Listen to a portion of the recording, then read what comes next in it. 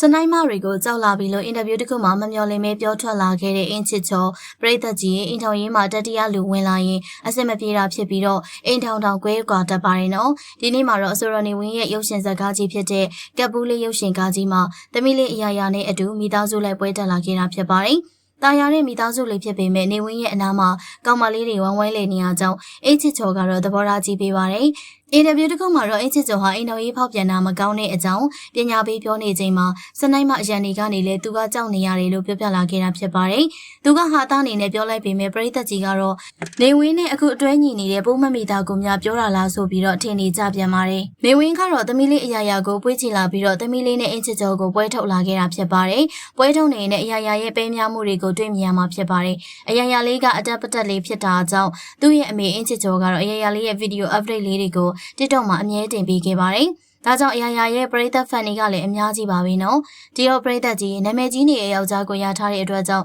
စနိုင်းမတွေရန်ကနေစိုးရင်ရပါတယ်နော်။အင်းချစ်ကျော်ဘလောက်ပဲသဘောထားကြီးပါစေ။သူများရဲ့အချစ်ကိုမှပို့ချိုတယ်လို့ထင်တဲ့စနိုင်းမတွေကလည်းအနုပညာလောကထဲမှာအများကြီးပေါ်ပါတယ်။မှတ်ချက်လေးကိုလည်းပေးခဲ့ကြပါအောင်ရှင်။တဲဆုငိန်လိုဇက်ဆောင်မင်းသမီးနေရာမရပဲဇက်ဖို့နေရာတရုတ်ဆောင်နေရတဲ့အနေနဲ့လေ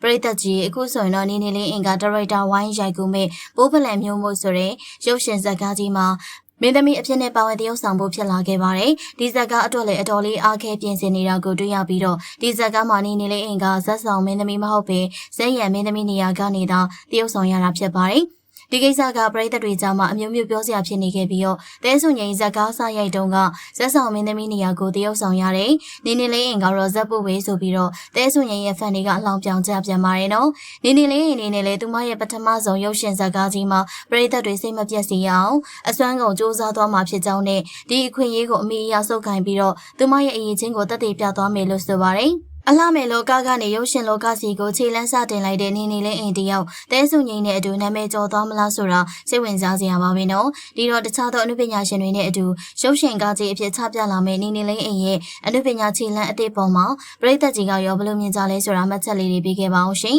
်နေနေနဲ့ပိုးပလန်မျိုးမို့ဆိုတဲ့ဇာတ်ကားကြီးနဲ့လိုက်ဖက်မှုရှိရလားဆိုတာမှတ်ချက်ရေးခဲ့ပါအောင်နော်တိုင်ဆိုင်မှုထက်ညီကိုတန်ရောစင်ကိုရှေ့တန်းတင်လိုက်တဲ့စန်းရည်မိုးရဲ့အစိတ်ထားဇက်သပင်လောကရဲ့ထိတ်တန်းမင်းသားနှစ်ယောက်ဖြစ်တဲ့စန်းရည်မိုးနဲ့အောင်စဘူးတို့အကြားမှာအတောင်ပံကိစ္စနဲ့ပတ်သက်ပြီးတော့မထင်မှတ်ထားတဲ့အငင်းပွားစရာတွေဖြစ်လာခဲ့တာပ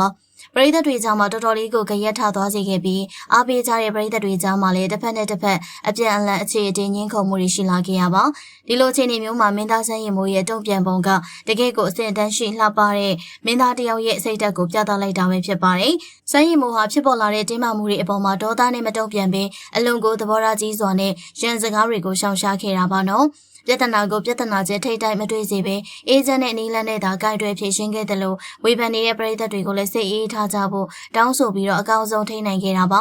အောင်စဘူးအပေါ်ပရိသတ်တွေအထင်လွဲမှာပြီးတော့ဝေဖန်တိုက်ခိုက်မှုတွေရှိလာတဲ့အခါမှာစက်ရင်မိုးကကိုယ်တိုင်ရှေ့ထွက်ပြီးတော့အောင်စဘူးကိုကောက်ွယ်ပြောဆိုပေးခဲ့တာကတကယ်ကိုချီးကျူးစရာပါပဲနော်အောင်စဘူးနေနဲ့စင်ပေါ်မှာအဲ့ဒီလိုပြောလိုက်ရတာကစက်ရင်မိုးကိုအတူခိုးတယ်လို့အမြင်ခံရမှာကိုစိုးရိမ်တဲ့အနုပညာသမားတယောက်ရဲ့တိတ်ခါကိုထိမ့်သိမ်းခြင်းစိတ်ကြောင့်သာဖြစ်မှာပါဆိုပြီးတော့တစ်ဖက်လူရဲ့အနေအထားကိုပါထဲတွက်ကနားလည်ပေးခဲ့တာပဲဖြစ်ပါတယ်ဒီတော့ပရိသတ်ကြီးမင်းသားလေးတွေအချင်းချင်းကတော့စိတ်ဝမ်းမကွဲပဲညီကိုရင်းလို့ချစ်ခင်ကြတာပါနော်မှတ်ချက်လေးကိုလည်းပေးခဲ့ပါအောင်ရှင်အောင်စဘူးနဲ့ကမယ်ပြောလို့ပရိသတ်တွေမချစ်မှစိုးရင်ပြီးပြန်ချစ်ပေးပါလို့ပြောလာတဲ့ချို့ပြုံပရိသတ်ကြီးမေချိုကတော့နောက်လိုက်ပြန်ပါပြီနော်အင်တာဗျူးတစ်ခုကအကြောင်းအရာပေါ်မှာပရိသတ်တွေကသူမကုံမုန်းနေကြလို့အရင်လိုပြန်ချစ်ပေးပါလို့တောင်းဆိုလာခဲ့တာဖြစ်ပါတယ်အရင်ကဇက်သပင်ကိုအားပေးခဲ့ပေမဲ့မိုးဝင်းမိုးမြင့်လောက်နဲ့ပို့ချစ်ပေးသေးတာပါအခုအောင်စဘူးနဲ့ဆိုင်းရင်မို့ဆိုတော့ဒီနေ့ကအောင်စဘူးနဲ့ကမယ်လို့ဟာသားနေနဲ့ပြောမိသွားတာကြောင့်ဖြည့်ရှင်းလာခဲ့ရဖြစ်ပါတယ်မေချိုကအောင်စဘူးမင်းသားလေးကိုလည်းအားပေးတယ်လို့စမ်းရည်မိုးကိုလည်းအားပေးပါတယ်။ဇက်သပင်ဆိုတာအနုပညာလောကတွေမှာပါတာကြောင့်အားလုံးကိုတန်းတူချစ်တယ်လို့ဆိုပါတယ်။အောင်စဘူးနဲ့ကမယ်ပြောတော့ကလည်းပရိသတ်တွေဟာအရင်ကသူမကိုချစ်တယ်အခုသူမကိုမချစ်တော့ဘူးလို့မှန်းကြတာရှိပါတယ်အဲ့ဒီလိုမလုပ်ဘဲအောင်စဘူးနဲ့ကမယ်ဆိုတာတကယ်မဟုတ်ဘူးစတာဖြစ်တယ်သူမကိုအရင်လိုမျိုးချစ်ပြီးဖို့တောင်းဆိုလိုက်တာဖြစ်ပါတယ်မေချိုကဘယ်သူနဲ့တွဲကပါစေပရိသတ်လက်ခံရမှာပေါ့ဒါကိုလက်မခံပဲသူမကိုပါမုန်းနေကြတော့အဆင်မပြေဘူးလို့ပြောပြလာခဲ့တာဖြစ်ပါတယ်တကယ်တော့သူမရဲ့လုပ်ရက်ကိုပရိသတ်တွေကဝေဖန်နေကြပြီးအောင်စဘူးနဲ့တွဲမကလည်းရပါတယ်မီဒီယာကိုခေါ်ပြီးအဲ့ဒီလိုတော့မလုပ်ပါနဲ့လို့ဖန်တွေကတောင်းပန်ခဲ့တာဖြစ်ပါတယ်ဒီတော့ပရိသတ်ကြီးအောင်စဘူးနဲ့တွဲမကတော့ပါဘူးသူမကိုလည်းမမုန်းကြပါနဲ့လို့ပြောလာတဲ့ချို့ပြုံးပေါ်မှာမှတ်ချက်လေးတွေပေးခဲ့ကြပါဦးရှင်